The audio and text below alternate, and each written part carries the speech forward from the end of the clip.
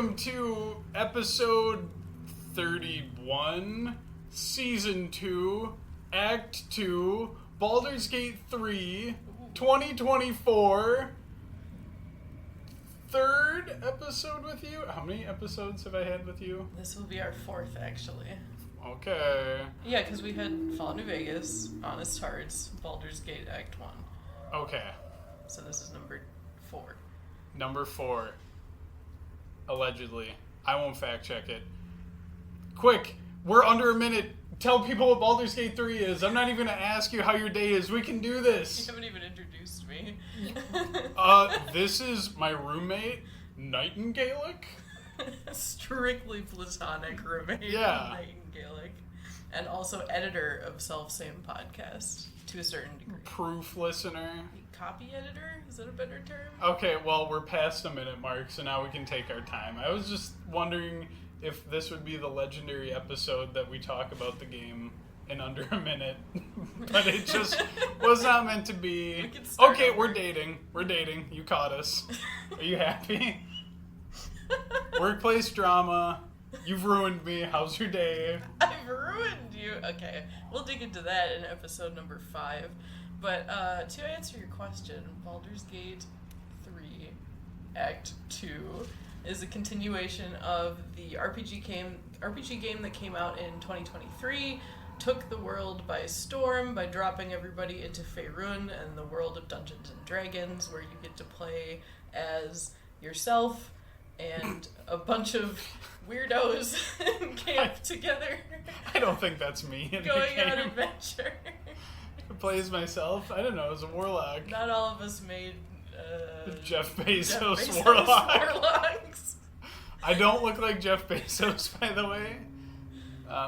He's too short and not as muscular as me and has less money, so... And if you haven't listened to our episode about the first act of Baldur's Gate 3, I suggest you go back into Season 1 and listen to that one before going forward with this one, because then we will be discussing spoilers. Yeah. This will be limited to Act 2 spoilers if we're nice and careful. Hopefully we will only make the tiniest of references to Act 3. So, yeah, spoilers ahead. You will be killed if you have not played Act 2 yet. Stone dead. Yeah. Struck down. Sent directly to Moonrise Towers. Do not pass go. You are killed by J.K. Simmons.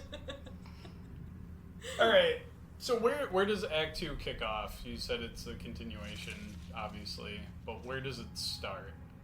You get 2 options for that, actually. So you can decide when leaving Act 1 to get yourself to the Shadow-Cursed Lands, as they're referred to, and you can go through the Underdark to do so, or you can go over the Mountain Pass, and the Mountain Pass contains the Kresh and the Githyanki and a bunch of story stuff related to Lae'zel, and the Underdark is a bit more of, I would say, a preamble to what you can expect in Act 2, at least in the second half of it. Yeah. I was a little confused because once you get done with like the Grove stuff in Act 1, they give you the Underdark.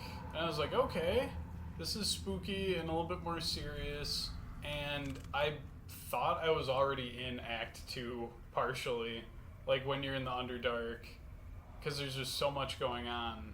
But yeah, I don't know. I feel like the Underdark is a weird, like, in-between space that feels more Act 2-y than Act 1-y, even though it is Act 1. Yeah, I would say that the Mountain Pass is more of a self-contained thing, where it's all in one area, and it's very focused on one particular character in your party, which would be Lae'zel. Whereas the Underdark has 2 very distinct areas of, like, kind of basic mushroom cave area, and then you also have the Grim Forge, and the Grim Forge is sort of a preamble to an area that's in Act 2 because it's technically part of the same temple.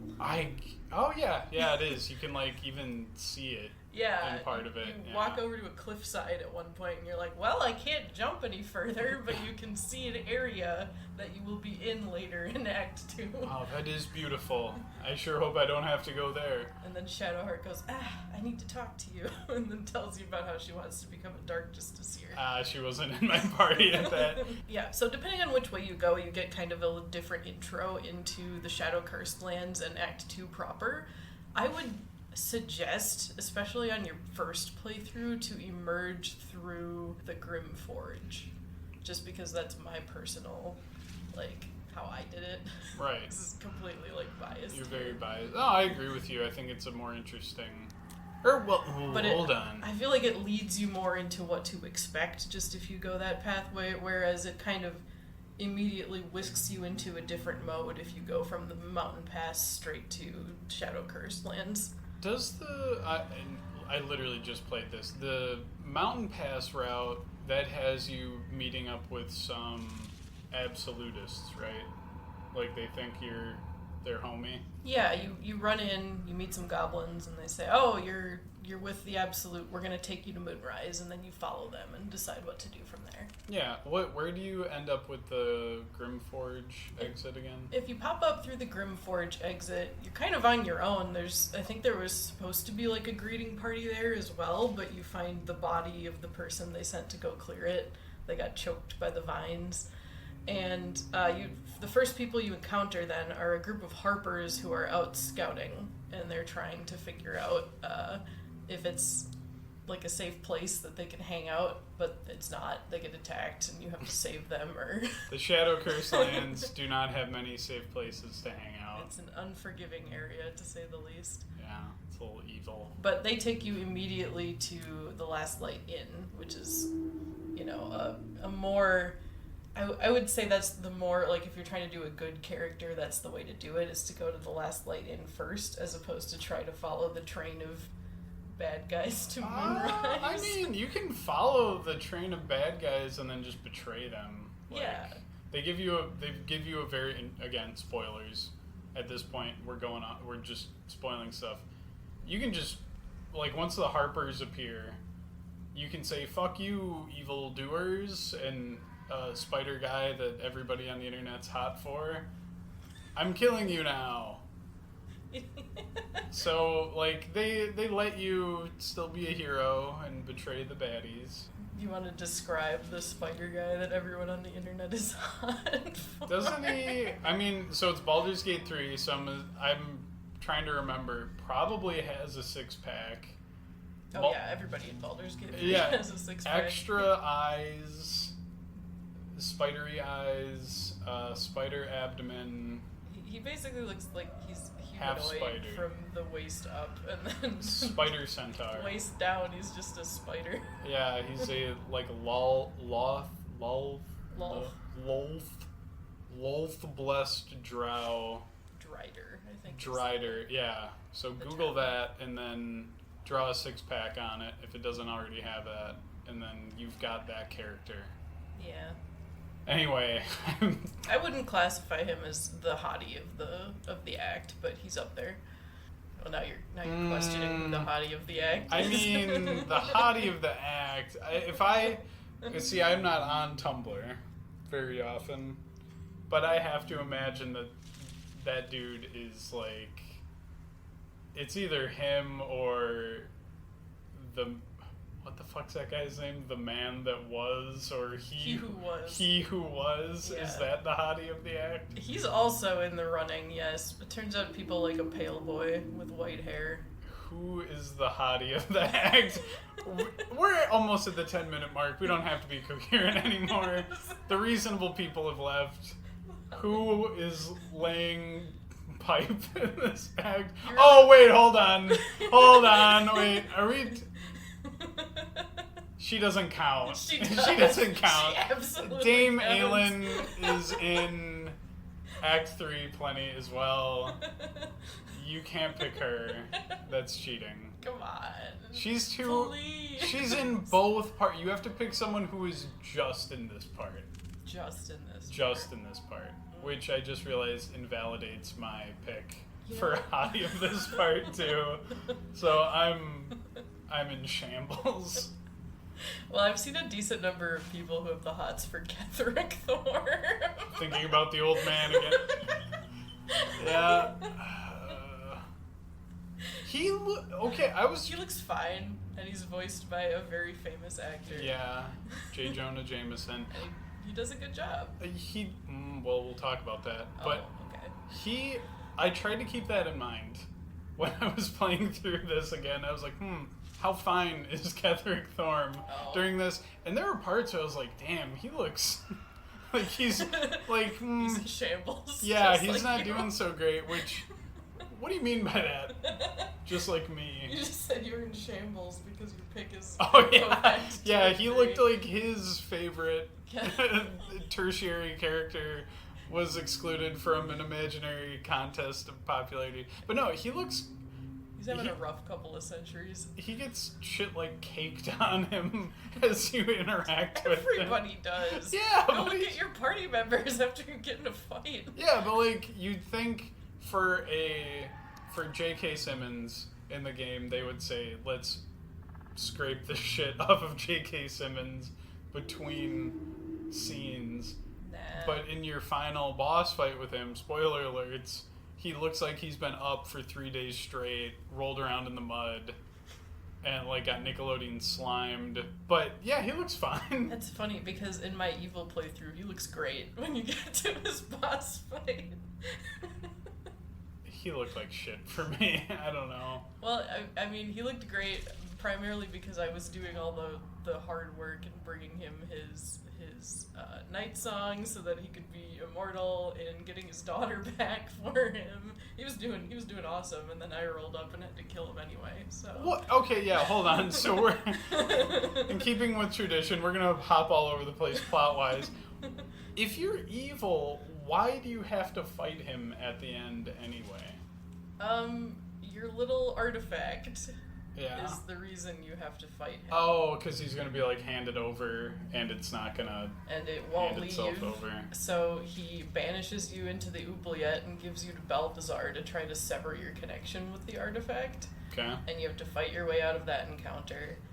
And then you basically just go straight to the end the same way you would if you were in a good playthrough too. Like, you have to do the boss fight. The only difference is that you have to fight Isabel too if you rescue her from her dad.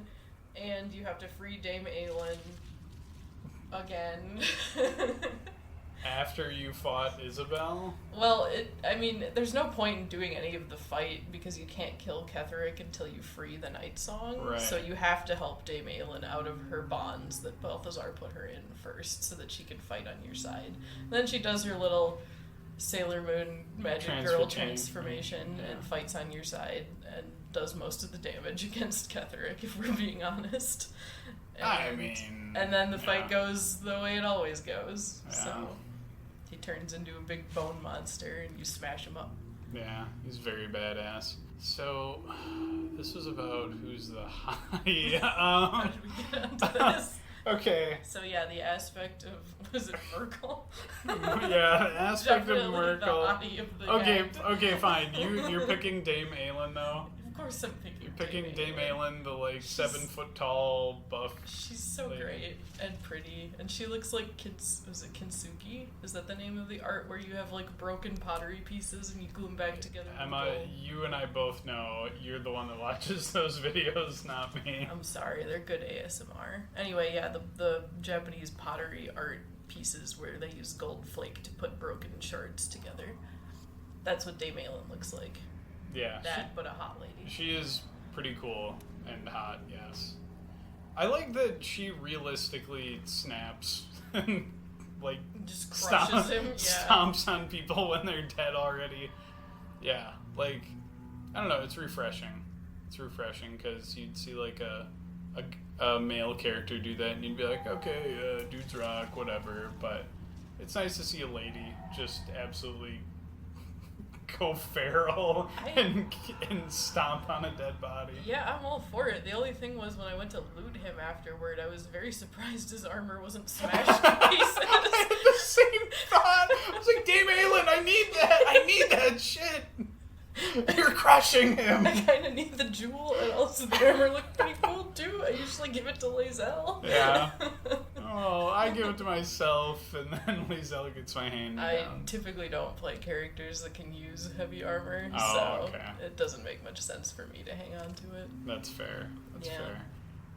Hey, do you want to see my pick? For the hottie of the Yeah, act. hold on. Let's see if you can tell who she is from the picture. Oh, it's her. It's the drow lady who was experimenting with blood in Moonrise Towers. So I'm not a fan. What? Her name is Araj Oblodra. I don't know if I had said that. Oblodra. Yeah, if you walk up to her as a drow, she has specific dialogue for if you're a drow too, because you can say, "Oh, I thought your whole family went extinct." You're not wrong. And then she's like, "Yeah, I wasn't around when that happened. I'm just fiddling with people's blood and being weird to vampires." You ever walk up to her with a Starian in your Yeah, I apartment? have. No one's perfect. Yeah, well, yeah. I think she's pretty normal. Aside from that, we all have our weird quirks. There are definitely weirder people in this act. He who was looking at you. Dude, that guy... I very rarely do a quest in a video game where I feel like I've been truly duped into doing something yucky. Because usually it's either, I'm the good guy, and I'm gonna go do the good thing, or, oh, this is a quest where I'm gonna be the bad guy. Okay, like, I know I'm gonna be the bad guy.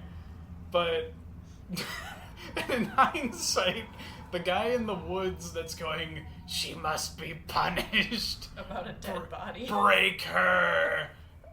I was playing a paladin of vengeance, so I thought it was in character to maybe guilt trip some dead person, and I thought maybe this guy was doing it for a good reason. For the folks that don't know, he lets a ghost possess his body, and then you basically interrogate the spirit of this deceased woman. I made her feel terrible because she did some pretty bad stuff. IMHO. And then after the possession wears off, he who was, I'm pretty sure, got some sort of sexual gratification from this. He's like, my hand's still trembling. If you... like, here's my card. Maybe we can do this again sometime. I'm like, oh, son of a bitch. This wasn't like divine retribution.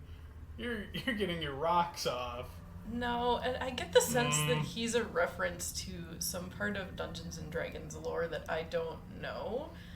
Because at one point I did the same quest and I failed a roll during the interrogation portion where he's got the ghost inside him already. Right. And Interesting choice of words. Sorry, he's got the spirit in him. He's possessed, you Yeah. could just say.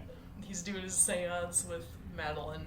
And I failed a roll at the part where I was telling her to stab herself. Oh my god! Which is something you could do as like a punishment for her, because that's what happened to her friends that she turned into Dark Justice here. So I failed a roll at that point. He snaps out of it and says, "What are you doing? You can't ruin this body that I'm in." And then you have to fight him. And when he's What the fuck, Emma? He's just trying to get his rocks off and you're getting him to stab himself. And when he's dead, you find a letter on his body from some governing person saying, "You need to come home right now. The last one of our order who went into the Shadowcursed lands killed their own raven. Get out of there." So I think he's going a little nuts in there. He's just doing stuff that he feels like doing. I think he's normal. But it also implies that there's also weird, pale people out there with white ravens besides him. Like, there's just a group of them somewhere. Well, I mean, he could just... Maybe his raven is just pale. I don't know. I'm a weird pale person, so I'm already halfway there. Yeah, you just need some of those like little octopus tentacle eye tattoos or whatever. Yeah, that shit was pretty sick. But yeah, sex pervert. Pleasure doing business with you. But yeah, I wish you'd be more upfront about what we're doing. I feel like we should outline like the basic plot of Act 2, just... Now that we're 20 Yeah, minutes now that we're 20 minutes in. We haven't done that yet. Yeah, we talked about the old man. We All talked right. about the spider guy. We talked about the albino raven sex pervert. Do what? Okay, tell us about the plot. Alright, Act 2 is plot. It takes place in the town of Wraithwyn and the surrounding lands, which have been cursed by one previously mentioned Ketheric Thorm. The old man. Yes. He... Essentially, what happened was his wife died. His wife used to worship Selûne. He took it really badly and turned to worshipping Shar. I thought he did that after Isabel died. You're right. Isabel, his daughter, also died. She was also a cleric of Selûne. They both died. He turned to worshipping Shar, kidnapped his daughter's girlfriend, Dame Aelin, and used her as kind of an immortality battery for himself, and also as an immortal sacrifice for the dark justiciars in the temple that he built for Shar, and was still sad about it, and then was approached by Merkel, the god of, is it decay and death? Something like that? Or is it necromancy? Well, that's after... When does he get revived? Because he eventually takes the L, right? That's right. He was in a war. He fought against the Harpers and the Emerald Enclave. And a Orthon. And an Orthon, technically, yes. And I guess woke up because Merkel said, hey, I need you to be my new champion. I'll bring your daughter back if you do it. So he does, and his daughter runs away immediately and joins the Harpers, and so Ketheric Thorm is the big bad of this area, and the player can decide whether or not to lift the curse on these lands that he used to rule, and save the Harpers and the Tieflings if they're there at the Last Light Inn, or they can attempt to, be evil about it. Not that anyone in this room would have experienced that. And being evil for scientific purposes, as I may have said earlier. Who is at the inn if you're being evil? Well, the Harpers are still there. Jaheira is still there. Okay. Yeah, they're there. They don't trust you. Just like if you show up just like if you show up with, a worm in your head, they do the little tests that they do to figure out if you have one. And then your main quest there becomes get Isabel to Ketheric. Like, you have to kidnap her and get her out of there. That's you fucked help up. You help the guy that attacks if you're playing as a good person.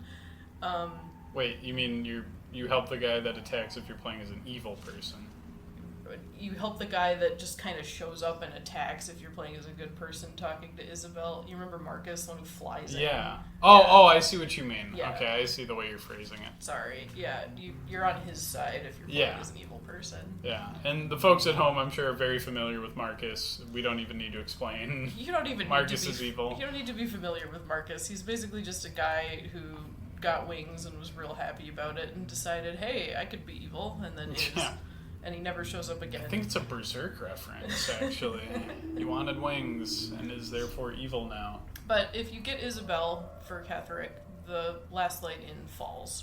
Like, the Shadow Curse rolls in immediately, because Isabel was the only thing protecting it. Right. But if you're playing as a good person, you can work with Halsin, who you may or may not have picked up in Act 1, to try to raise the Shadow Curse from the lands. And I kind of, did he grow up around there or something? Because he seems real familiar with the kid that's the nature spirit of the region. Well, I don't know how old Halsin is, but... He's very old. Okay, well, you say he's very old, but, what counts as very old in settings like this confuses me. He's 350 years old. Okay, because the Shadow Curse... I think. The Shadow Curse has only been around for, 100 years? Mm-hmm, yeah. And yet, I thought originally that he grew up with Thaniel, the kid that got cursed. We can talk about Thaniel later, whatever. But yeah, I guess he was just... I don't know if he's from the area. He grew up, born and raised. He grew up and thought that Thaniel was another kid in his area that he was friends with, but it turns out he was just friends with this nature spirit who manifests as a kid. Okay. So Thaniel was probably way older than him. He just looks like a kid for some reason. Is that what Thaniel is? Yeah, he's the spirit of the land. I thought he was just a kid who happened to be there and got infected with the shadow curse and split in half. Spoiler alert, by the way. He's been split between his imprisoned self and his corrupted self, which is out playing in nature like nothing's happened. Yeah. Things are fine. I'm just kidnapping Githyanki and playing hide and seek with him. Yeah, it's very funny. So the literal embodiment of the land, it makes, okay, what I'm about to say even funnier, because when I ran into Shadow Thaniel, his name's Oliver, right? Mm-hmm. And, okay, so this is the corrupted spirit of the land. After he, like, gave me a little bit of sass about, like, not wanting to merge with Thaniel again to heal the land, I just lunged at him. And I knew it wouldn't work, but I was still just like, get here, get over here, you little shit. So, that didn't work. Not even a skill check either. They don't let you just lunge at a child and strong arm them. Don't say. Which is really lame, because they let you do basically anything in this game. But, so that's another part of the plot, is you're trying to heal this land, if you pay attention enough. On my first playthrough, I didn't run into Oliver, so I didn't find the Shadow Child. I didn't even know I was supposed to tell Halsin about the guy in the inn that was in a coma. So my very first playthrough, I go through Act 2, and Halsin's just standing on the side of the road like an abandoned dog, like, I really wish you would have helped me save this land, I can't move on. And it really sucks. So I encourage you, please, for the love of God, go through this entire act. Because there are some things that you can miss in it. I wanted to point out one thing that Act 2 really starts to do is you'll have people in your camp, whether they're followers that you can bring with you or not, they'll just kind of be chilling. Mm-hmm. And in Act 2 specifically, they start this thing where if you go around and talk to them individually, like every time you do a long rest or every time you're in camp for some reason, there will be new dialogue. And of course, most of it is just them commenting on the most recent thing you did. Like, everybody will have their opinion on it. But every now and then, there will be like some kind of story hook related to the person that's in your camp. So unless you are going around to everybody at the end of each day just to see how things are going, you're not going to know that you need to tell Halsin about the flaming fist in a coma at the last light in. It'll just be like, hey, so there's this weird guy at the end, and he'll be like, what? He's the key to everything, and then he just leaves. He's the key to everything. And then you find a loot on an evil doctor's body, but you see it has the same initials as the guy that is in a coma. So make sure you look at the loot that you get off the doctor, and then you better have told Halsin about the guy. And then you have to run into the Shadow Child. Don't try lunging, though. It won't work. So you can miss a few things here and there. Yeah, and I would say it's easier to miss in Act 2 because a lot of the time there isn't a whole lot going on for some of the characters in your camp, so you don't feel like you need to go talk to everybody. That was one of my questions, was who comes with you and whose act is this in terms of companion stuff, whereas who gets left in camp? So, I personally don't let my little computer friends tell me what to do, my little ones and zeros in my computer. If I've got a party composition that I'm happy with, I just keep it. That said, this is very clearly, like, parts of it are, we gotta do this stuff for Halsin. Like, Halsin wants to save the land. But, like, party-wise, huge chunks of this is, like, Shadowheart. Like, you're going through the Temple of Shar, you're confronting a monstrous truth about their initiation ritual where they're repeatedly sacrificing Dame Aelin. It's very fucked up. Mm-hmm. I did not have Shadowheart in my party at all. And do you know what happens if you don't have her in the party? Yes, I do. Well, I didn't until yesterday. Because she stomps right up to me and goes, "This was my decision. How dare you? I'm leaving." And I wasn't about to, because there was an option that was like, we can still fix this. But I was like, okay, well, I'm not putting Dame Aelin back in the perpetual murder prison. So, Shadowheart, you're just going to have to deal with it. And so she left permanently. Other than her, though, I mean, I almost want to say Will, because his dad gets abducted and sent to Moonrise Towers. And also there's a lot of, like, I want to say, like, stereotypically, like, heroic hero things. Heroic hero things. It's a little redundant, but it's like, outdrink the evil bartender, defeat the evil doctor in his dark surgery dungeon. Like, oh, this is great. Will would love this. Yeah. Yeah, it's very much an area that was made for the Blade of Frontiers to be a hero in. Oh, yeah. I would say that obviously Shadowheart and Will are the ones who are most connected to the events that's happening in the Shadowlands. I would say Karlach has a decent amount as well, particularly at the Last Light Inn and a little bit of stuff in Moonrise Towers, but everybody is enjoying themselves when you're out fighting the mini-bosses. I don't think there's a single companion on your roster that doesn't like when you just start drinking with the bartender. I would say that the one that got left most in camp on my roster was Lae'zel, though. Lae'zel got left behind quite a bit because after her events in the creche and her being in the corner losing her religion. Somebody should make a song about that. Yeah, somebody really should. It's a good starter point. She doesn't have a whole lot to do in this act. I think there's one point where I make sure I have her in my party, and that's when you run into the other Githyanki warriors on the bridge. Did you ever run into them? So, funny you should ask. I did the whole act, and then I was doing, like, the little outro, like, oh, goodbye, everybody, like, oh, we meet up at Moonrise Towers, and, like, I didn't bother to do a long rest. I just thought we'd walk off into the sunset. So, like, people have their arms barely attached, spell slots have been expended, and then we get jumped by Githyanki. Like, what the fuck? I don't remember this.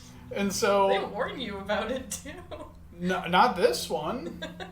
Did you have the psionic detector necklace thingy on your inventory at all? It starts to hum at you, and then Lae'zel's like, "My kind are coming," or something. Oh, shit. And then they does someone need to be wearing it? No, you just have to have it in your inventory. I have a very bad habit of, like, I'll click on an area and, like, zoom over to it, and I'm not hovering over the party to hear what they're saying. Mm-hmm. So maybe Lae'zel was trying to tell, I think we're about to get jumped. But, yeah, I was on my way out. You were ready. Yeah, you were ready to leave. Oh, this is going to be a beautiful little moment. Yeah, but I had Lae'zel with me the whole time. My party was Gale, Lae'zel, Will for this playthrough. My first playthrough was with Shadowheart, Astarion, and Karlach. Mm-hmm. And I agree, Karlach has some lovely moments in the inn where she wants to save everybody. And gets her heart fixed up again if Damon's there too. Oh yeah, I did a little bit of that with this too. I'm not good with swapping out characters so they have their big moments, but I still do that because Karlach's my favorite. So I did do this playthrough too. Yeah, I try to have them in the party if I know there's something coming up that they would enjoy or that specifically directly impacts them. It's fun having Shadowheart along for each of the three mini bosses in the region because she has something fun to say about each of them if you run into them too. I think she has like some little comment when you run into the surgeon. Is it Malice? Yeah. Yeah. And she's like, "A harsh truth, but a truth nonetheless," when he says that thing about pain and absence and whatnot. My God. And I'm just like, girl, whatever.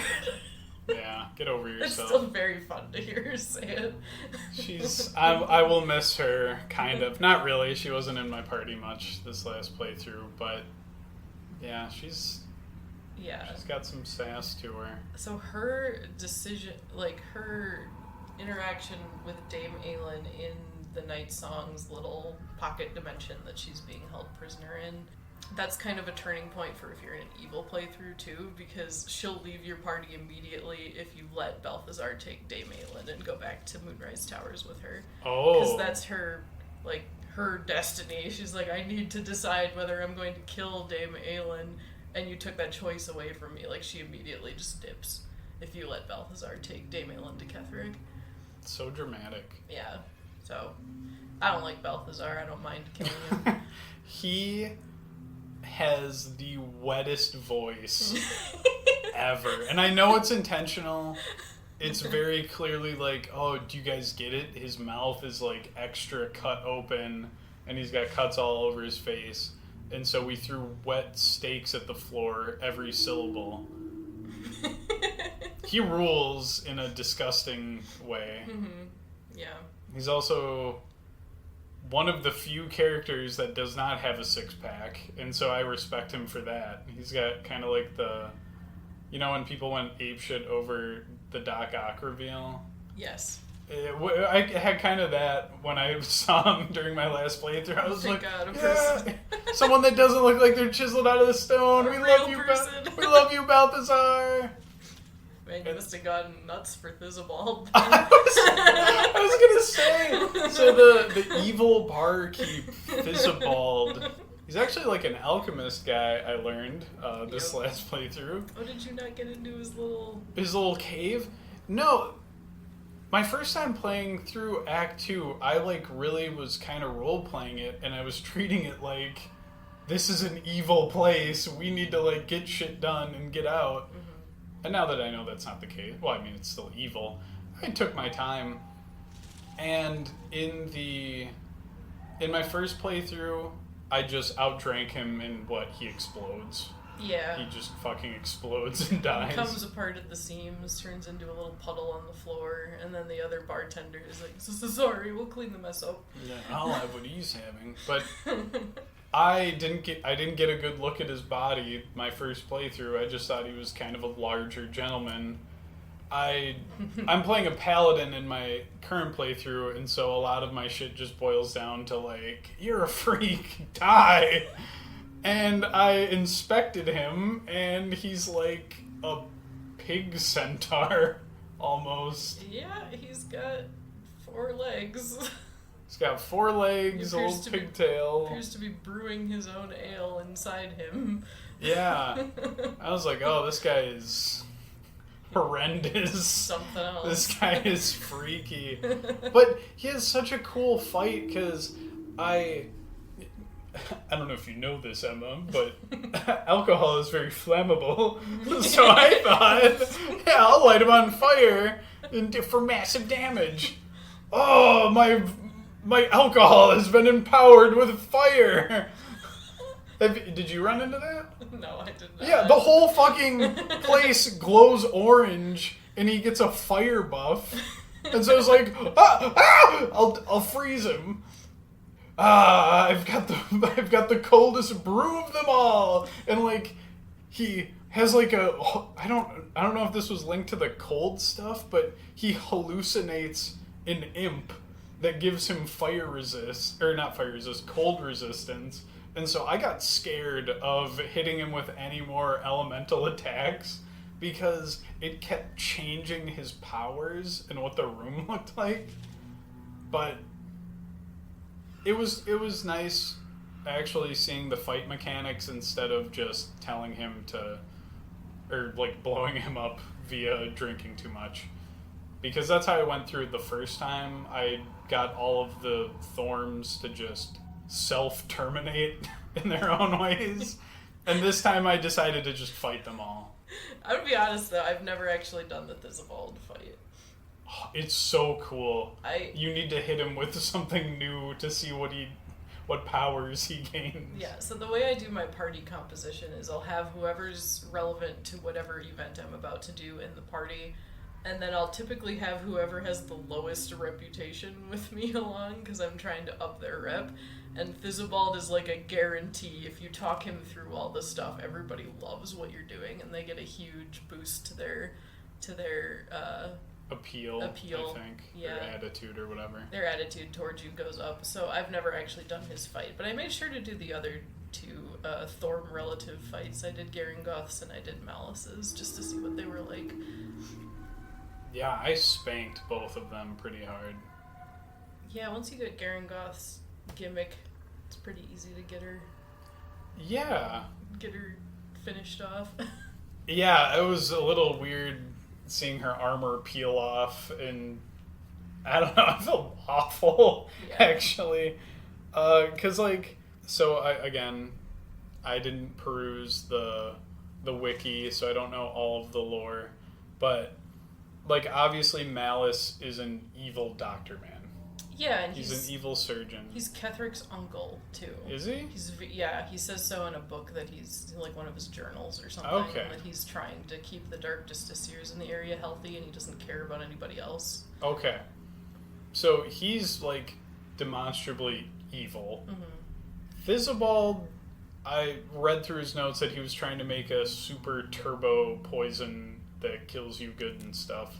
So kind of leaning towards he might be evil too. He is very devoted to Ketheric. He calls him father a couple times, so it's in question whether he's Isabel's brother or I don't... whether he just calls him that because of the, like, necromancy, he's my lord type thing. I think it's the latter. But what's the lady's name? Garangoth? Garangoth, yeah. Garangoth?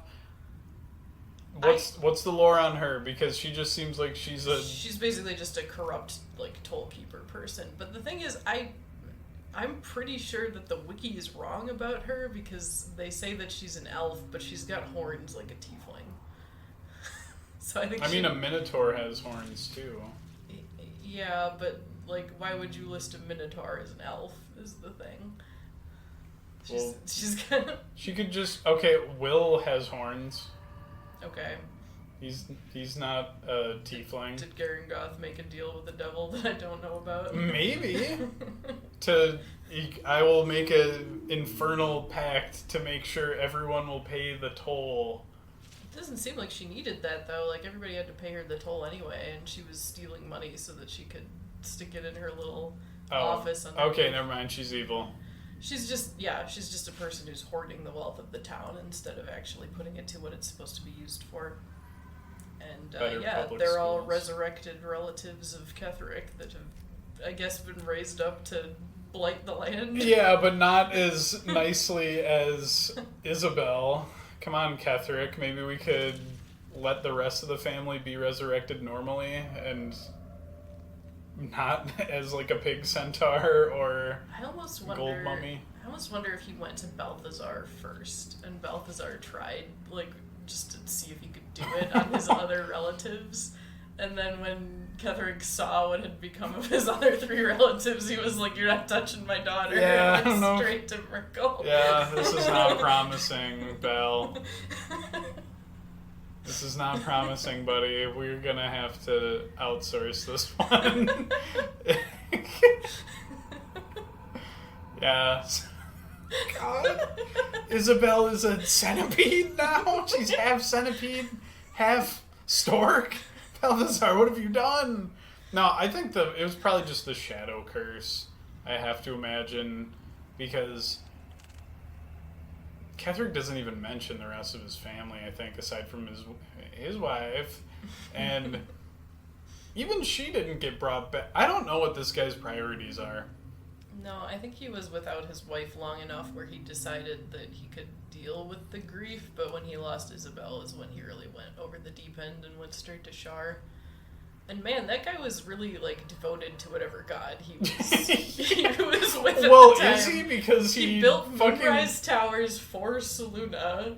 He built that whole temple for the Dark Justiciars for Shar. And I realized he was building onto an existing structure because the Grimforge outdates the Shard part of the temple. Right.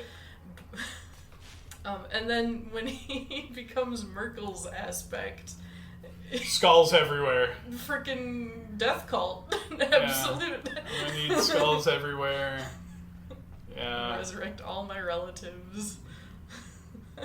Yeah, I don't know. I don't know if he's devout or like the opposite of it. That leads me to another thing too. Okay, so Shar is pissed off at Ketheric because he turned away from her, right? Right. Why is she only pissed off at him and not Raphael? Well, Raphael's a devil. But he's the one that's responsible for her temple actually falling because he sent the Orthon in there. Well, what's she gonna do about it? I don't know. She seems really fixated on Ketheric for some reason. Well, what did she do to Ketheric? She is sending Shadowheart. She's trying to make it Dark Justiciar. Oh, the Shadowheart?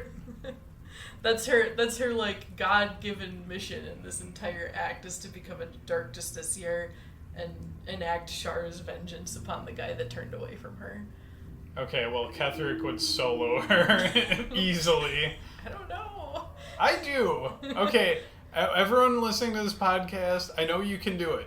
Go in as Shadowheart as your origin character, leave everyone else at camp, and then go fight Ketheric on your own. Yeah, Shar really does give you kind of a hopeless battle there, because if you choose to let Shadowheart become a Dark Justiciar, that means you have to fight Balthazar, which means the entirety of Moonrise Towers turns against you too. You have to fight your way through it to get to Ketheric.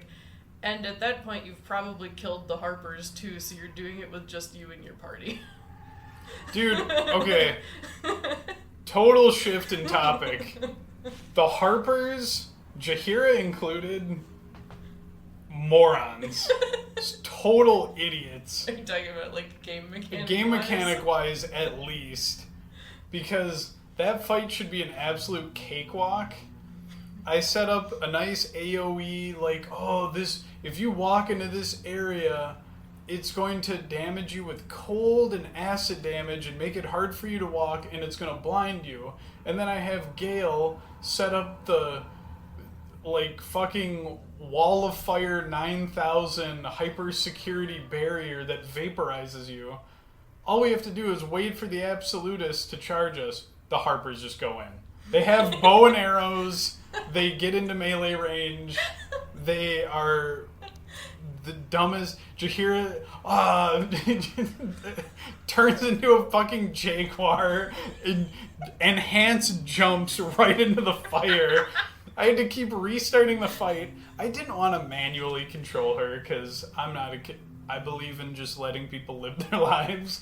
But I wanted Jaheira in Act 3, and it just was not happening. So I had to Ratatouille her and fucking pull her hair a certain way to make sure she doesn't get herself killed. So now you're running into my complaint from Act 1, where you're trying to get a fight to go a very specific way, and when it doesn't, you have to redo the whole thing. Well, what fight would that be like? Because the going into Moonrise Towers with the Harpers is probably my most frustrating fight when it comes to keeping the allied AI alive. For me, it was Nier in the Grim Forge when I was trying to do my evil fight. Oh, does he get himself killed? Absolutely. That man runs directly next to the lava and gets pushed in constantly. Oh, that's terrible. That's terrible for Nier. That guy fucking I'm not sucks, saying I like dude. Nier. I'm just saying if you're trying to do an evil run, you need Nier. I guess. You need Nier alive. I love giving his head to the mushroom people. Yeah. But yeah, I understand where the Harpers just don't make great combat decisions. They're idiots, In too. general. Well, but I think that's just video games. They didn't do it in the fight where we were trying to protect Isabel either. Like, they were being idiots of themselves around those little flying fiends that Ketheric sent on both of the times I did that fight. They were? They weren't? They were. Oh, in mine they were great. No. Not to brag. Not to make your Harpers look like total fucking idiots. I guess I just got super unlucky. Yeah. My final battle with... Because I did have to restart that fight once because I had a great opening round, and then the little freaks got like back-to-back critical hits on Isabel and just flew away with her. I was like, there's no counterplay there. She's just fucking gone. But I think on my first playthrough of that fight where I was trying to protect Isabel, one of the flaming fists threw a grease bottle or something inside, and it exploded and killed Elfira in the tiefling part. Oh my god! And I was like, no, I have to redo this. It is the flaming fist. I'll help! Yeah! Just up in flames. Oh, that's so sad. I think I kept everyone alive in mine, because, yeah, I'd restart if that happened. That's fucked. Speaking of unfortunate tieflings, how much do we blame Zevlor for anything? For freezing up when the group was coming through? Yeah. I can't say I blame him for that. I mean, he was probably having some PTSD from Elturel in the Hells. A little bit. I feel bad for him. I feel a little bad for him, but, like, having seen what's in the Shadow Cursed Lands, or they get jumped by the Cult of the Absolute, right? Yes. He's a level 9 to break the, what is it, the ludonarrative dissonance or whatever. Like, is that the word I'm thinking of? Sure, why not? He's jacked. He should be able to just solo. Yeah, he's got most of the experience for fighting when it comes to the tiefling group, and then Roland had to clutch up, and you know how Roland is. Roland kind of sucks. He's trying, and he did okay. Like, he got a group of them to the inn, but he was never going to be able to solo all the absolutes. Never. But, like, okay, I know Larian is, they're not working on this anymore, but I would have loved a, like a mini scenario where you control Roland and Zevlor and have an alternate ending where they save everybody. Mm-hmm. But, so yeah, it's Zevlor's fault, right? And we hate him. No, I would say it's whoever decided to try to go through the Shadow Cursed Lands in the first place to get to Baldur's Gate. Yeah, oh wait, why did they do that? Because that one road was out. Remember? The one that the dragon destroyed? Act 1. And we can't, like, repair that. Or wait. Now that we got the goblins out of the way, what's stopping them from just staying there? Like, find somebody with a scroll of flying and just ferry people across the river. We could just wait until we clear the curse out. But the goblins, and the absolute, such of the, even though you disrupt their camp, and yeah, I don't fucking know. I wonder if that's something you can do. If you can just skip all the Act 1 stuff, go clear out the Shadow Cursed Lands, and then the tieflings walk through after being like, man, it really would have been bad if we had to walk through. Well, no, that's what the warning is. If you go through one of the passes, I think that's the game state saying, hey, if you do this, the grove gets attacked and wiped out. Okay. I think that's what it does. They probably should have just went a different route. This is kind of like a Lord of the Rings, like, do we go through the Mines of Moria, or do we go dangerously close to Isengard? Yeah, for the passive cure. Oh, no, wait, what's it called? The Mountain Pass? Well, they just wanted to go through the Gap of Rohan. Oh, yeah, they wanted to go near Caradhras, and then a fell voice on the air. But, like, that, I guess this, to make it more accurate, it would be like if they saw the Balrog, like, well ahead of time, and we're like, yeah, we still have to go through there. The Shadow Curse Lands where everything dies and the dead come back, we have to go through there. Yeah, we gotta just go straight through it. Well, maybe that was Zevlor's idea. I don't think it was. I don't think he would have done that. I think they were just in a bad sitch. It was Elfira. No, it definitely was not her. It was her. She's like, this would make a lovely song. It's fucked up that she forces those tiefling kids into the music industry and tries to make a hit single with them. Tragic. I know the answer to this already. Oh boy. Is Ketheric Thorm redeemable in any way? I was gonna ask you, is Ketheric Thorm homophobic? Oh my dude, you can be opposed to people and they just happen to be gay. Is Ketheric Thorm homophobic? I don't know though, because I do kind of get that vibe.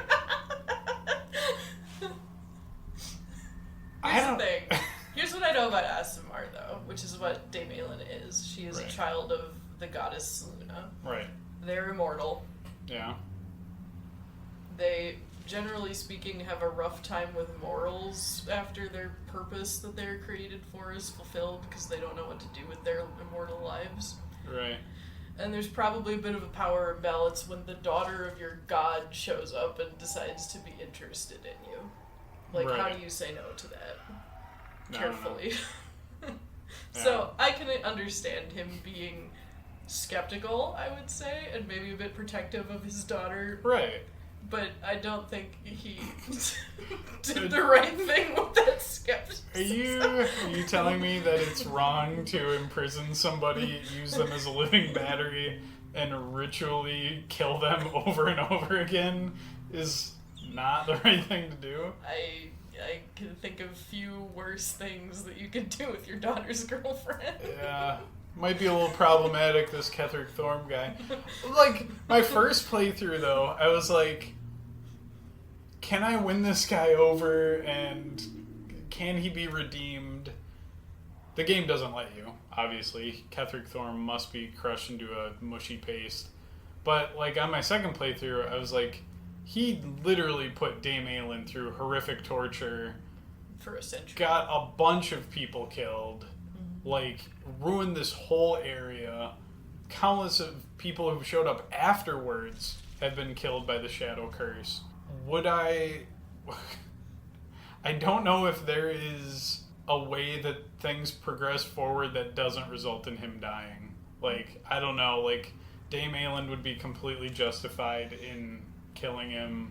I don't know, but, like, part of me is like, oh, I believe in rehabilitation, and, like, if this were a real guy, I would still advocate for, I don't know, prison. But, like, I don't know, he's pretty shit. Maybe he should just die.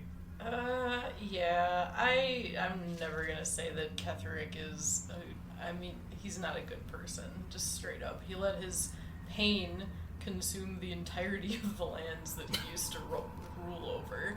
He doesn't even really seem to be like, I would say he's a devoted follower of the gods that he is working for, but he's more doing it as like a transaction and not out of any sense of belief.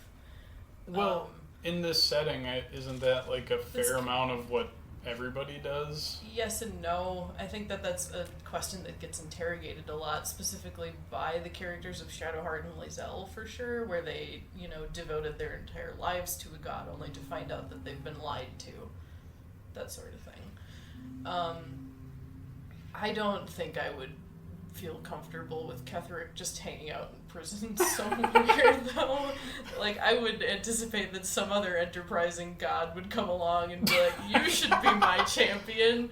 I'll do this, this, and this for you. And then suddenly we have to fight Ketheric Thorm a third time. Ketheric Thorm in a Swedish prison, on his way to rehabilitation, stubs his toe.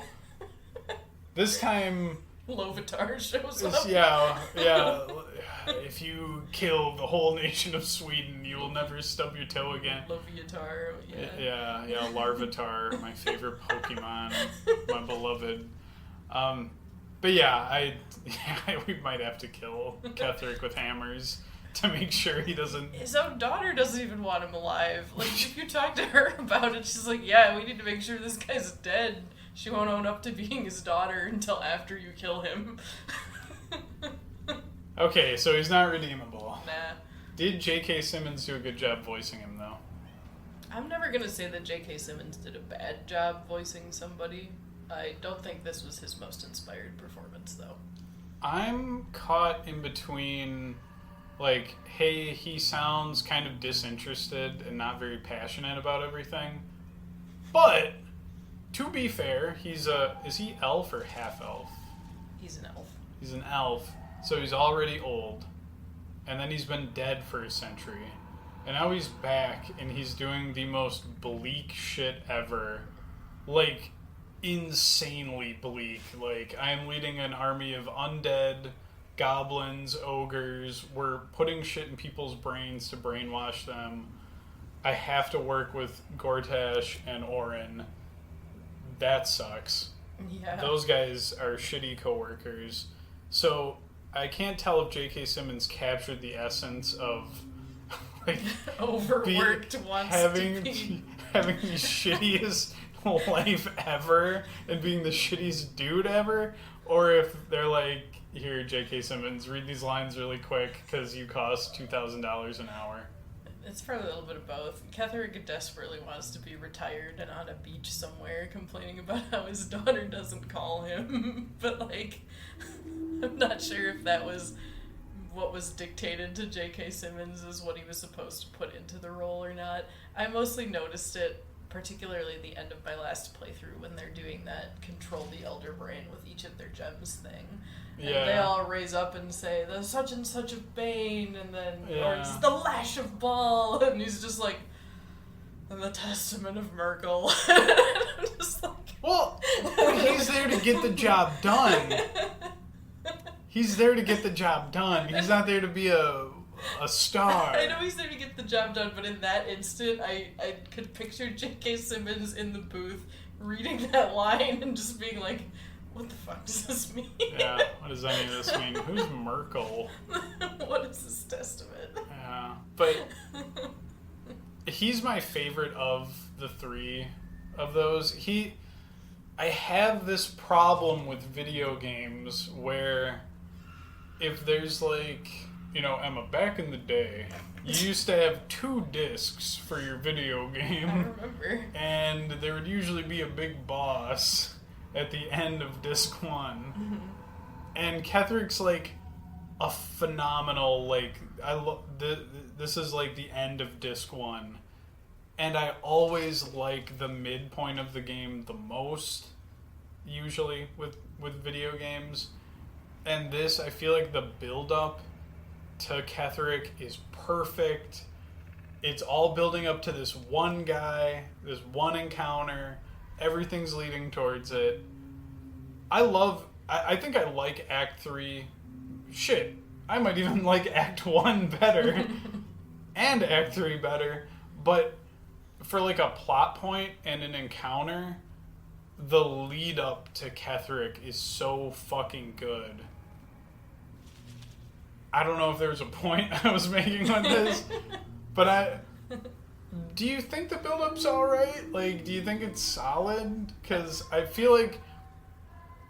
Oh god, I don't want to spoil something for Act 3. There are individual boss fights in Act 3 that I like more than the Ketherick encounter. Mm-hmm. But the actual narrative build-up, I think, might be my favorite in the game. I would say that the narrative build-up to Ketherick Thorm is probably the best thing in the game, too, because the build-up starts all the way back in Act 1. Well, the best thing in the game? The best, like, build-up to a boss in the game is what I would say, even over the main one. Right. Because the build-up for Ketherick starts all the way back in the Emerald Enclave, in the Grove, with those murals on the wall. And then, if you can speak to animals... I remember just kind of laughing because I was in the Grim Forge and there's a deep Rotha down there you can talk to, and he says something like, yeah, Ketherick Thorm's back. I'm just like, what do you mean he's back? How old are you? Deep Rotha's like, I outlived my mother and my mother's mother and so on. Wow. I'm just like, you poor thing, you're as old as this temple.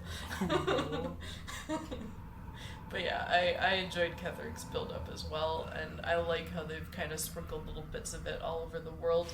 One of my favorite parts of Act 2 was just kind of crawling through all the wrecked buildings out there and finding letters and artifacts and tracking down the trail of the Selûnite resistance in particular, because you kind of watch it unfold, how things went when he turned to Shar, and how the Dark Justiciars came and took over Wraithwind, and how people tried to like hide their faith, and eventually got so fed up that they started making deals with Raphael to get the Justiciars out of town. Yeah, what a prick. Raphael was busy in that town back in the day. He's probably busy everywhere. He was busy making deals to kill the Dark Justiciars, but not completely, because he needed that Orthon to be busy for a bit.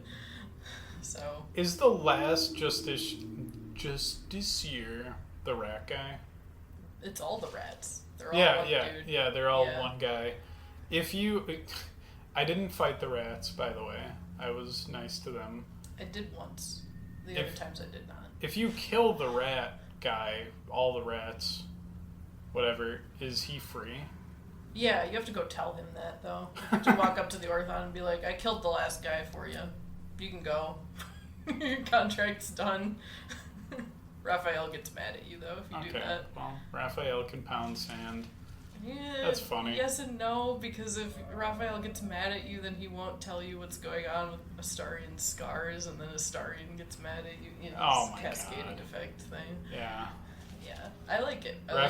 Raphael will get mad, and he'll tell Astarian, and Astarian will tell me. I like how interwoven the actions of what happened 100 or so years ago in this land are connected to what you're doing now and trying to free it. Yeah. That's a really good point. That rules. There's also an ooze. Yeah, did you find its home this time? No. You still I told you that last night. You're calling me out on the podcast. I told you. I didn't find it. Oh my god, I've gone in there a couple times. Oh, you're bragging about it. Well, okay, I told you that I glitched Shadowheart on one of my recent playthroughs, correct? I think so, yeah. The reason she got glitched is because she died and became shadow cursed. Oh, Shadowheart. Shadowheart. Yeah, she died. I had to kill her because she became hostile to me. And then when she came back wrong. And by came back wrong, I mean... Pet Cemetery style. And by came back wrong, I mean she wasn't in the same camp as everybody else. I was in the little, like, red-leafed forest Shadowlands camp, whereas she was in the one down by the lake by herself. Aww. I mean, I reloaded the game later, and she came back to the regular camp just fine. But for a bit there, I was like, is this what happens when you come back after death? Is this what Isabel feels like? Oh, dude, I had a glitch with something that I found that you kind of hinted at. You didn't spoil it for me. I found the place that you put the little brain jars for the head to talk to you. And the very first one, there was no voice.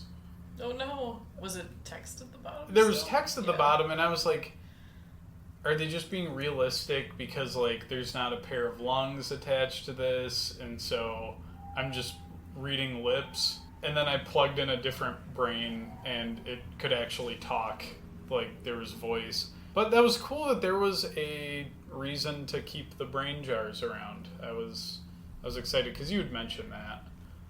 Yeah. You'd mentioned that to me, and I was like, well, it's gotta be in some fucked up location. So I went to a fucked up location and finally found it. Yeah, there's some fun items that occasionally I'll wind up with something in my pack where I'm like, what is this for? Because it's got like that little like quest outline of orange around it, and I'm like, okay, this is probably something I can plug into a hole somewhere in the game and it'll give me a reward. Interesting wording. Like the lever in the Gauntlet of Shar. You know about that one? The one with the elevator? I mean, did I pick it up? I saw it. I looked at it and I was like, huh, this is weird. Yeah, that's probably the easiest example of one where you just come down the stairs and you find the lever and you're like, oh, this goes in the notch at the top so you can work the elevator to get from floor 1 to floor 2 in the Gauntlet of Shar. And that's like... Of course.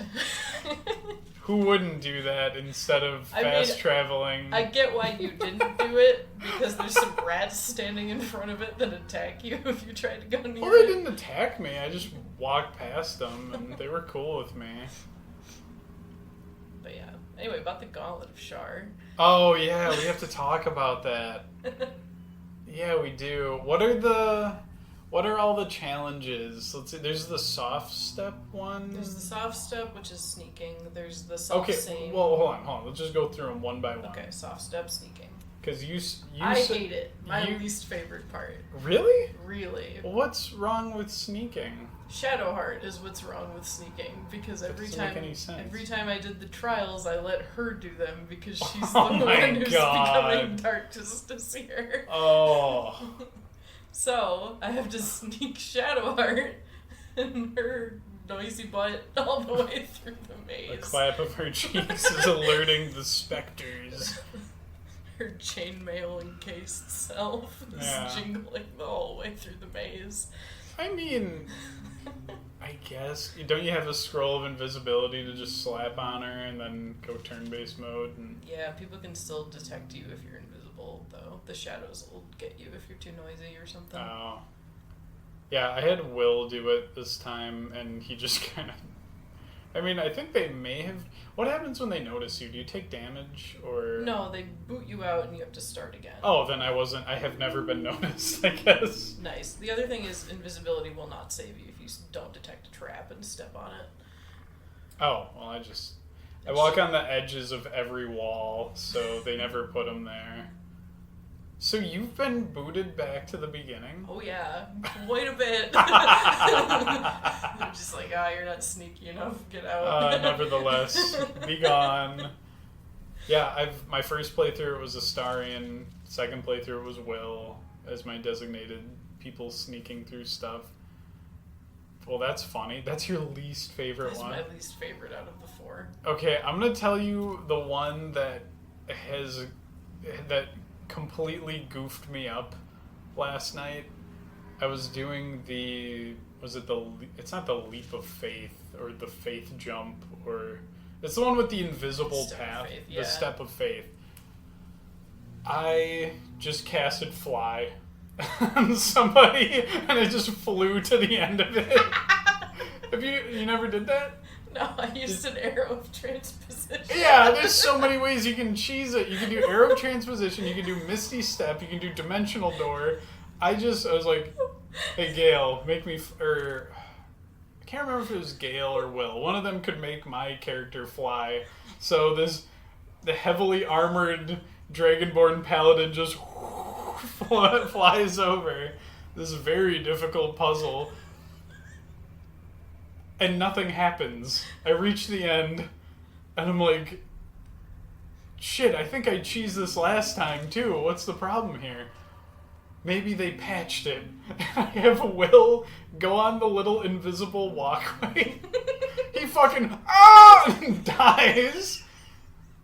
And then I'm like, oh, right, I forgot to bleed into the little bowl at the beginning. So... I technically didn't even start it, so that was on me. Directions unclear, my teammate is dead. But yeah, I bleed into the bowl, then the thingy lights up, my Dragonborn finishes it, but yeah, I was like, I'm so smart. Clueless. This fucker's clueless. This guy will never become a Dark Justice year. Yeah, I cheesed it the first couple times I did it. In the last playthrough I did, I tried to do it, based on the little guide that's there. Lost both Shadowheart and Zara. And you can't resurrect them because their bodies show up on those little pedestals of the obscured fog or whatever. So even if you're standing right next to them on the same pedestal, you can't resurrect them. Oh. So it won't let you do it unless you can get somebody through all the way. And then you have to go back to your camp to pay withers and shame.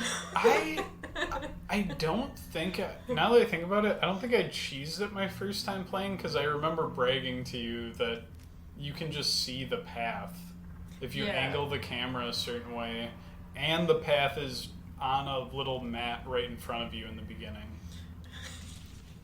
That's how I lost Shadowheart. I was looking at the path and I was like, clearly the black tiles are the ones you could step on, because that seems like Char's thing, where she would want you to step in the dark part instead of the light part. Yeah. Nope, turns out you're supposed to follow the gold path, not the dark one. So anyway,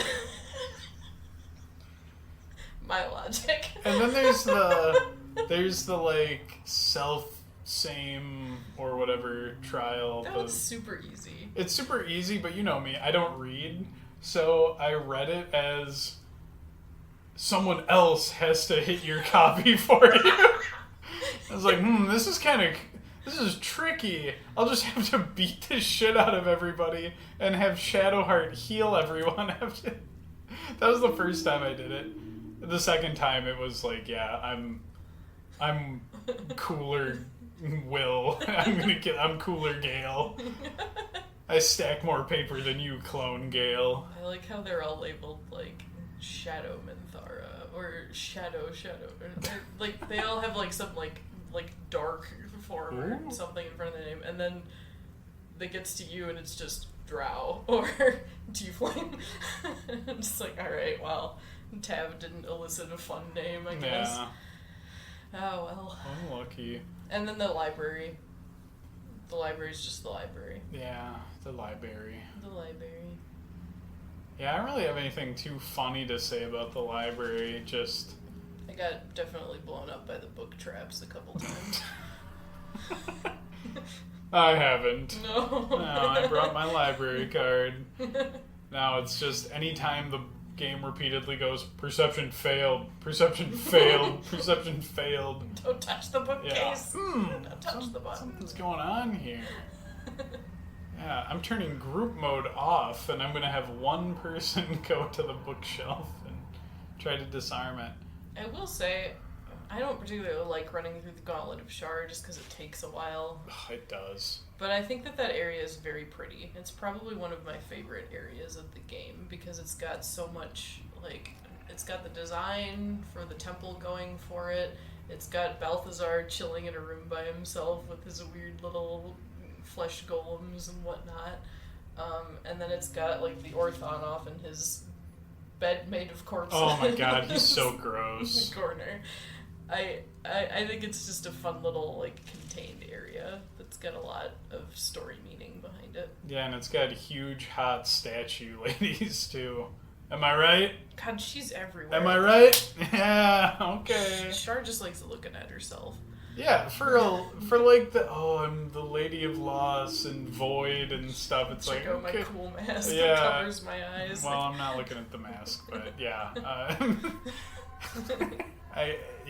Maybe Ketherick was onto something. I did have another fun glitch in the temple too, because I got everybody onto the moving like elevator platform that takes you from the top down to the entrance to right.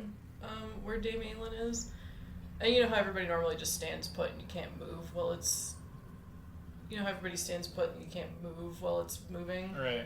For some reason, this time, Shadowheart and Minthara just like whoosh got shoved off the elevator while they were Did they die? No, they managed to land on that little ledge down by where all the rats are hanging out at the bottom. Well.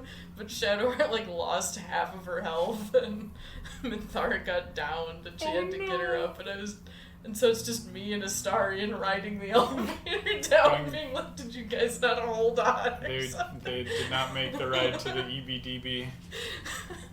I don't know what happened, but it was very funny. The Rat Council convenes with the outsiders. I feel like I had something very profound to say, but I just kind of started talking about ogling the statues. Ain't that just the way? Yeah, there's something very insightful I was going to say, but... Is Shar a bitch? Oh, I respect women. I'm not going to call her that. I'll call her one. Oh my god. Yeah! Yeah, she kind of sucks. Just kind of awful. Yeah, there you go. That's been our roundtable discussion on theology. Good job, Shadowheart. Okay. I'm glad you threw that spear into the unknown. Oh, yeah. Oh, I thought you meant, like, into Dame Aelin. I was like, you're a monster. No. Okay, to get us out of the Sharan temple, do you think the story with Thaniel is told well? Or, like, is a good story? Eh. Oh, I saw you going, I would would say no, again, because it falls into that problem where you have to be, like, talking to Halcyon every other day in your camp to know what's up with him and his history, and if you're just not the kind of person who goes around the campfire sharing stories at the end of each day, you're gonna miss it completely. You're gonna miss all the clues about how you're supposed to fix the curse, and you're gonna miss Halcyon's connection to Thaniel to begin with. And if you're just not wandering around the Shadow Cursed lands and finding the stuff that you need for it anyway, you're definitely not going to get it finished up. It feels tacked on to me. It almost feels like it's something that they handed out to Halcyon to try to flesh his character out a little bit more. And I really wish that he'd been a bit more integrated into it, because I would say that next to Shadowheart, he's probably the most connected companion to this act. And this is all he gets. Like, he's a little bit of a MacGuffin in the first act, because you have to rescue him. Halcyon. But he doesn't do anything during it unless you have him help you fight the goblins at their camp. So he just kind of shows up and is like, I'll travel with you, but you can't have him as a companion until after you get the Thaniel stuff figured out. So, like, if that's the only contribution to his story, then he has nothing to do in the first act, barely anything to do in the third act, if we're getting to that, and, like, a half a story in this one. Like, it just feels like they dropped the ball in trying to integrate him into the Harpers, specifically because he used to be with them in their fight against Ketheric 100 years ago, too. Like, it feels like he should be more integral, but he isn't. Yeah. So, first playthrough, Disaster Strikes, I don't do the Shadow Curse lifting thingy. Yeah, alas, Halcyon is left behind. This time I was like, okay, I'm ready for an epic, like, climactic thing where I lift the curse and I play hide and seek with a shadow child. I find a guitar. Halcyon goes in a portal off screen and I fight a big wave of enemies. I kill Shadow Child's family. And then that, bada bing, bada boom.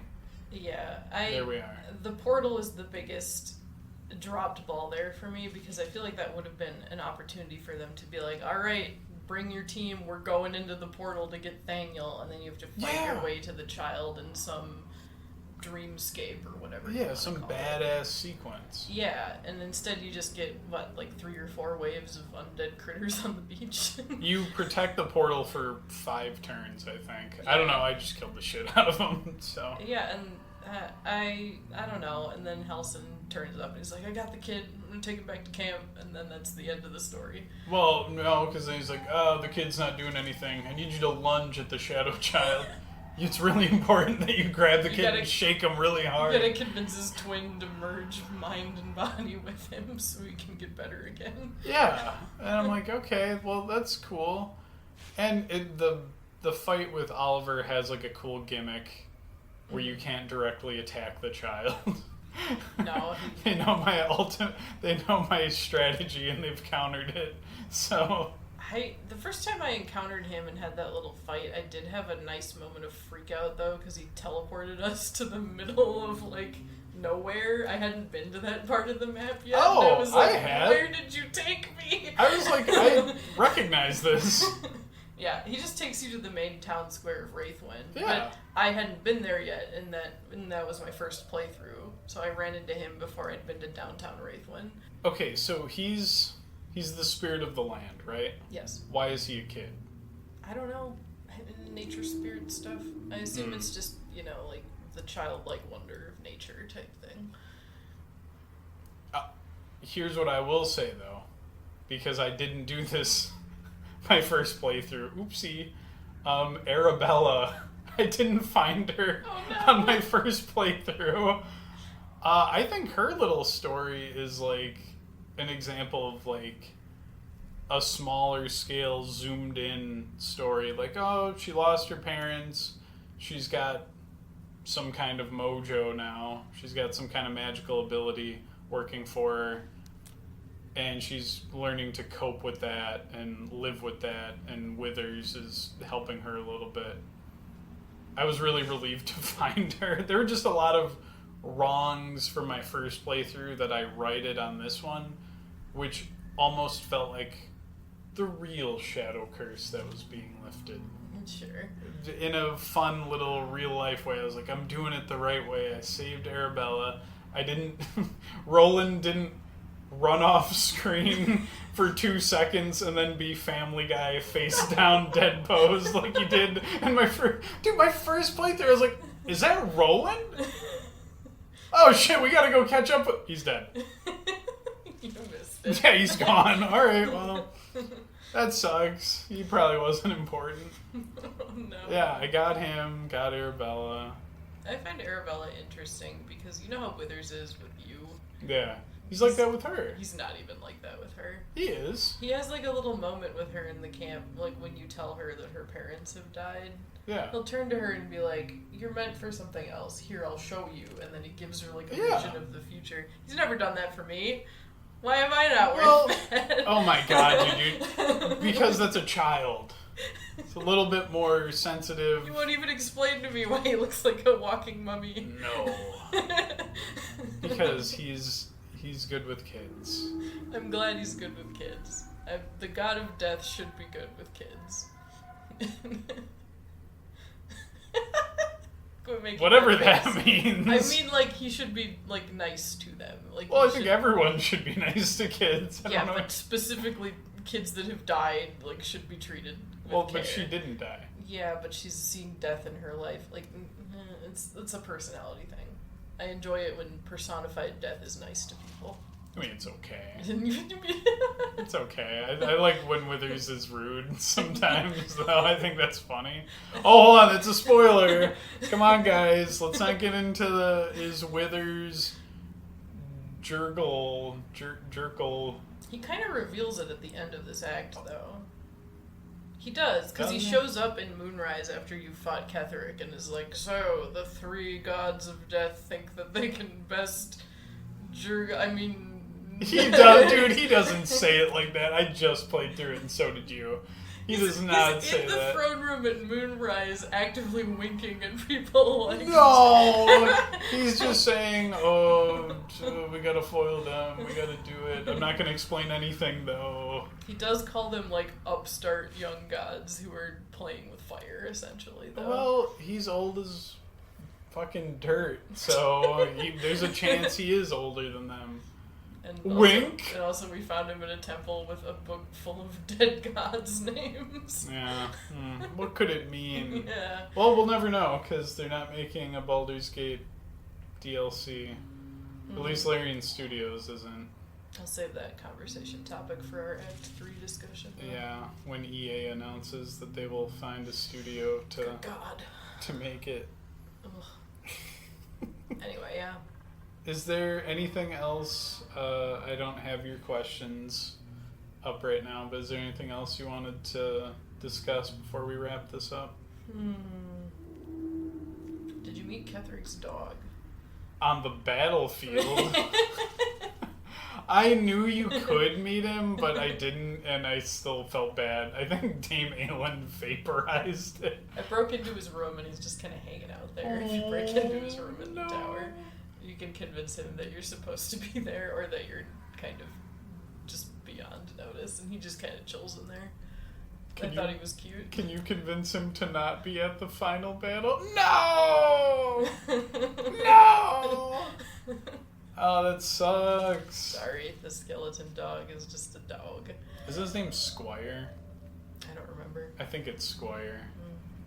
Yeah, fucking fortunate sun blaring through the skies as Dame Aelin just sends a concentrated beam of moonlight down and vaporizes Ketheric's dog. I can think of worse deaths. Some folks are born! Oh, God. God, she's so cool. She's cool, but damn. I don't know. God, I wish Ketheric could be won over. I wish his dog didn't have to die. Couldn't we pin this all on Balthazar? Really, at the end of the day, can we find a way to blame him? I'm happy to blame Balthazar. I hate that little guy. And his, like, wet bucket of meat voice. And his brother. Thanks for... I can't even do it right. He's disgusting. Go watch an H-Bomber Guy video. Oh! You're halfway You there. can't say that! What if H-Bomber Guy He's the listens to only this? other person that I know you call having a wet voice. He has a wet voice. Not as wet as Balthazar. Perhaps Balthazar is evil H-Bomber Guy. H-Bomber Guy, please don't listen to this. I think your lovely video essay is, even if you have a wet voice. But you use your wet voice for good. Balthazar uses his for evil. Mm-hmm. We gotta wrap this up before I say anything else terrible. Yep, shout out to Jahira. Happy to pick you up. Shout out to... She's an idiot. Shout out to Maul getting kidnapped and not showing up again in the rest of the act. And, yeah. I felt so bad for the kids. I know, they're really going through They it. want their friend back. Shout out to Gale for helping me with the chess match. Or no, he didn't even help me, he helped Maul. Yeah, just fucking Lance board. fully intervenes in a chess match, unprompted. Absolute legend. Oh, God, he's... Shout out to Barkus. Oh! Barkus. Hold on, the episode's not ending. Wolbrin? That's the guy's name, right? Yeah. Prick. Huge prick. He doesn't deserve him. He does not deserve Barkus's love. I did not have the encounter with those two in my first playthrough, and I saw all these posts about, like, oh, Barkus Root, like, my beloved, like, nice guy, and I'm like, I don't know, he was kind of a wet stick in the mud. I get it now. Wolbrin, it's on sight. If I see you in the lower city, it's on sight. You're dead, buddy. You're a prick. Anyway, okay, now, do we have anything else before we wrap up the episode? No, I think we're good. Hottie of the act would be Dame Aelin and, Oblotha? What's that her name? The Blood Lady. Hold on, let me... Even though she's the hottie of the act, I do not have her I name forgot memorized. about her already. It's, I think it's Araj. Yeah, Araj Oblodra. Oblodra, yeah. Yeah. Do you have anything to shout out personally? You personally? Yeah, I would like to shout out this podcast. Make sure you listen to the other episodes. We're very proud of them. You're already listening to it. You don't shout out the podcast that they're already on. Like something that you do. Something that I do. I occasionally make art. The last Baldur's Gate 3 person that I drew was, of course, Dame Aelin, and you can find me on Tumblr at nightingaelic for most of my art stuff. Although I mostly do Fallout stuff. Just warning you for that. Other than that, happy to be here. And I'll be happy to be back for the last one, too. Yeah, thanks, Rumi, for recording this with me. Can I get you to say the line, but you have to pretend to be Balthazar? I can't even recall his accent. Just...